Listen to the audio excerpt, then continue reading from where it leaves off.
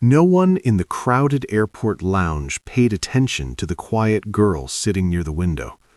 She looked like any ordinary teenager. A small backpack rested beside her chair, a worn notebook sat on her lap, and a pair of old headphones hung loosely around her neck. People walked past her without noticing. Business travelers checked their phones, families rushed toward their boarding gates. Announcements echoed through the large terminal. To everyone else, she was invisible. Just another quiet traveler waiting for a flight. But within the next 20 minutes, that same quiet girl would shock everyone in that airport. Her name was Lina. She was 17 years old, and unlike most teenagers her age, Lina wasn't traveling for vacation or family visits. She was traveling because of a dream, a very big dream. Lina lived in a small apartment on the edge of Chicago with her father. Her mother had passed away when she was only 8 years old. Since then, life had not been easy. Her father worked long hours as a city bus driver, sometimes double shifts, not because he wanted to, but because he wanted to make sure Lina could stay in school and continue studying. Every evening, when he returned home tired from work, he would still ask the same question: "How were your classes today?" And Lina always answered the same way: "I learned something new." Her father believed in one thing more than anything else: education. He often told her, "People may take many things away from you in life, but they can never take away what you learn." Those words stayed with Lina, and over the years, something remarkable began to happen. She started excelling in every subject: math, history, languages, but there was one thing she loved more than anything else: public speaking. When Lina spoke, something changed. Her quiet personality disappeared. Confidence replaced it. Teachers noticed it first, then classmates. Soon she began entering school debate competitions. At first she was nervous, but every time she stood on stage, she became stronger. By the time she turned 16, Lina had already won several regional speaking competitions. Her teachers believed she had something special, not just intelligence, but a voice that people listened to. That voice was exactly why she was sitting in the airport that morning, because Lina had been invited to participate in the National Youth Leadership Conference in Washington, D.C. Only 50 students from across the country had been selected, and Lina was one of them. For her father, the invitation meant everything. The night before her flight, he sat at the kitchen table holding the letter, his eyes filled with pride. "You see," he said softly, "I always knew you would do something extraordinary." But Lina smiled gently. "I'm just getting started." The next morning, he drove her to the airport before sunrise. The sky was still dark. The streets were quiet. Before she stepped out of the car, her father gave her the same advice he always gave. "Speak the truth," he said, "and never be afraid to use your voice." Lina nodded. "I won't." Now she sat quietly in the airport lounge waiting for her flight to be called. Around her, the world moved quickly. People rushing, conversations, rolling suitcases. But Lina simply opened her notebook and reviewed her speech one more time. Because at the conference later that day, every student would be asked to speak for 3 minutes about one topic: leadership. Most students had prepared something polished, something impressive, but Lina's speech was different. It was honest, it was personal, and it came straight from the heart. Just as she finished reading her final line, something unexpected happened. A loud argument suddenly broke out near the boarding counter. Several passengers turned their heads. Airport staff hurried toward the noise. A middle-aged businessman wearing an expensive suit was shouting angrily at one of the airline employees. His voice echoed through the terminal. "I paid for first class," he yelled. "You can't just give my seat away." The young airline employee looked nervous. "I'm very sorry, sir," she said politely, "but the flight is overbooked." The businessman slammed his hand against the counter. "This is unacceptable." People nearby watched the scene with uncomfortable expressions. Some whispered, others simply looked away. The employee tried to remain calm, but the man's anger continued to grow. And then he said something that made the situation even worse. "You people clearly don't know how to do your jobs." The entire area fell quiet. The young airline employee looked embarrassed, but she stayed silent. No one stepped forward. No one said anything, until suddenly a calm voice spoke from the seats behind the crowd. "Excuse me, sir." Heads turned.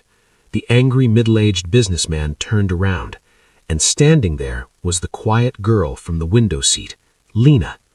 The same girl no one had noticed before. But what she said next would shock everyone in that airport. The airport terminal had grown unusually quiet. The businessman stared at the young girl who had just spoken.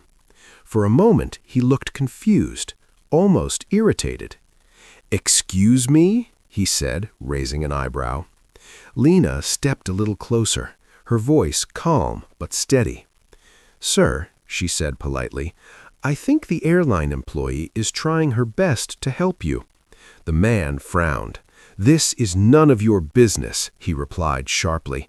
Some people nearby shifted uncomfortably. They expected the girl to step back. Most people would have, but Lina didn't move.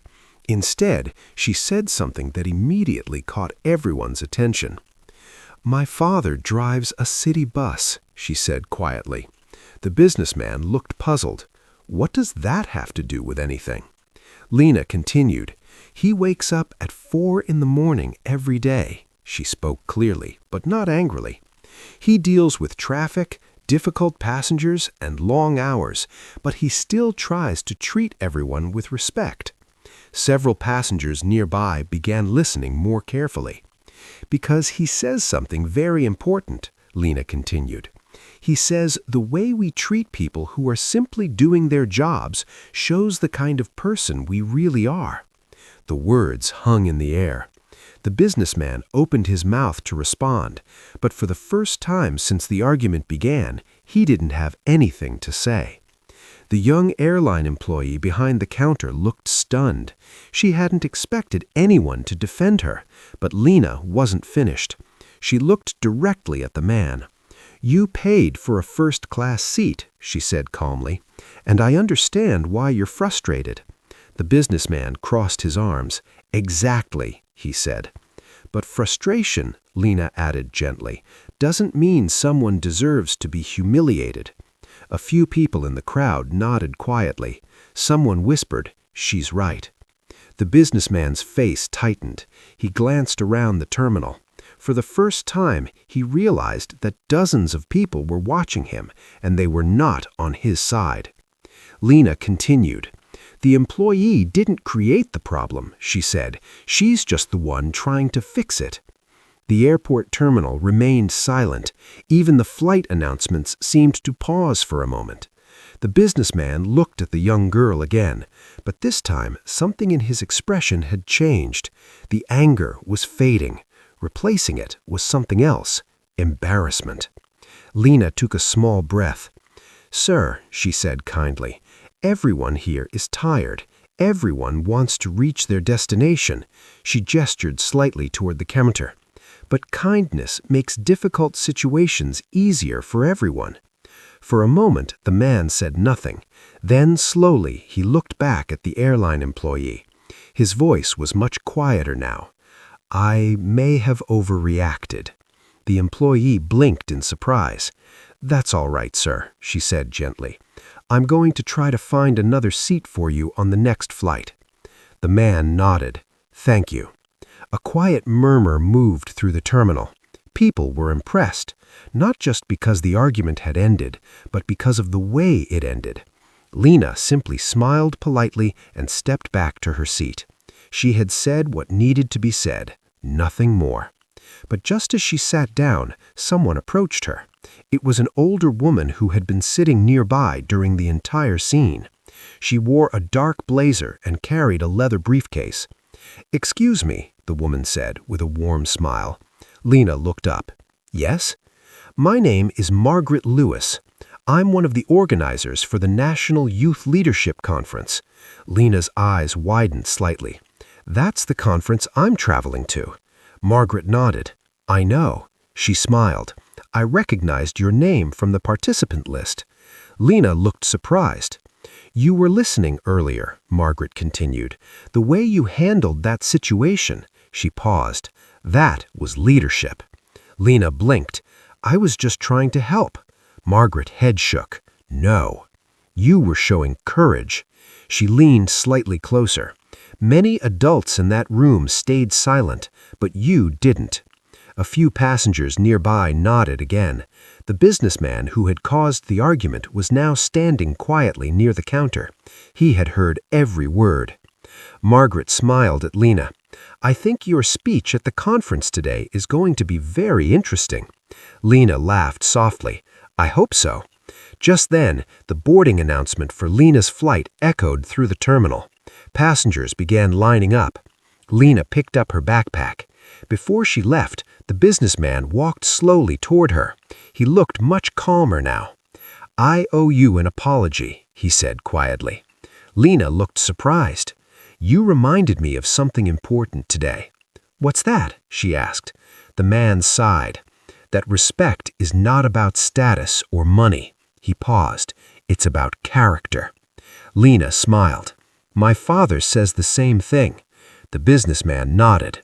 Well, your father raised you well. Then he stepped aside and let her walk toward the boarding gate.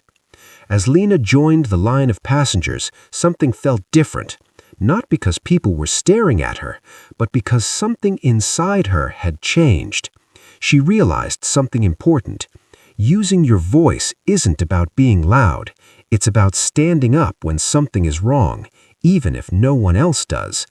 Later that day, when Lina stood on stage at the leadership conference in Washington, D.C., she told the audience about the airport moment, and when she finished speaking, the entire room stood up and applauded. Because sometimes the person who shocks everyone isn't the loudest person in the room, it's the one brave enough to speak the truth. True leadership is not about power, wealth, or authority. It is about courage, respect, and standing up for others when they need it most. Because sometimes one brave voice can change the entire room. If this story touched your heart and reminded you of the power of courage and kindness, stay with this channel, because the next story might inspire you even more.